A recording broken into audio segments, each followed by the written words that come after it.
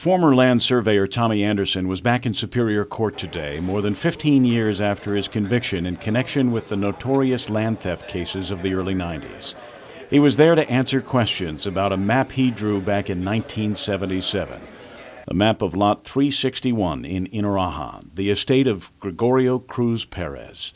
Anderson's map of Lot 361 encompasses 220 hectares. The 1917 deed of transfer for the property said it was only 96 hectares.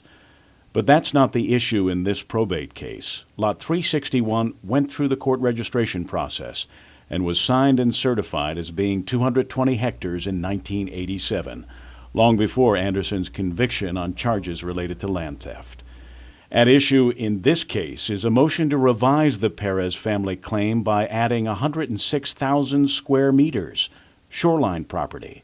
Assistant Attorney General Bill Bishop is representing GUAM. We propose it now because the map is what it is. What they registered, they got what they claimed back in '87, and we're not going to give them any more. Territorial Surveyor Paul Santos testified against the Perez claim as well. On the stand today, he said that the land along the coastline there belongs to the people of Guam.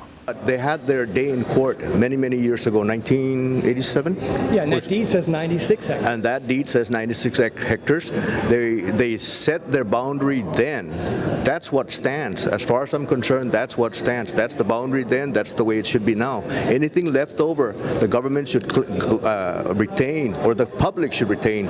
Attorney Pete Perez is one of the attorneys representing his family's motion for a revision, not an expansion, he says, of the current property. Separate from the issue of its size, Perez acknowledges that the Anderson map is defective in two respects. First, it encompasses a portion of Talifofo Bay. That, says Perez, would be adjusted, giving back that portion to GUAM. And the second mistake, says Perez, is that the Anderson map did not include a strip along the shoreline south of the bay. Both mistakes should be corrected, and by correcting those mistakes, the territory of Guam gets all of Talifofo Bay, corrects the eastern part of the boundary, which of course the territory has absolutely no use for because it's completely inaccessible. And I'd like to think that at least one person in the government of Guam did his job, did a diligent research on this, maybe saw that they were being permitted to register 220 hectares based upon a chain of title to only 96 hectares, but maybe that person at least saw that, well, the public is keeping a wide stretch, a wide strip along the shoreline. Maybe he saw that as some quid pro quo, some give and take, and maybe that's the only reason why the government acquiesced in 1987 to them registering 220 hectares based upon a chain of title to only 96 hectares. I can cite you right now probably 10 land registration cases where the areas increased tenfold.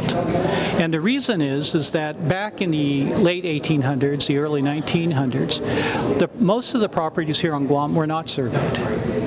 They weren't surveyed. And much of GUAM's land still remains unsurveyed. There's still quite a number of government lands that are unsurveyed, or public lands that are unsurveyed. There's quite a number of public lands that are unregistered also. It's a tragedy. It is, and I agree.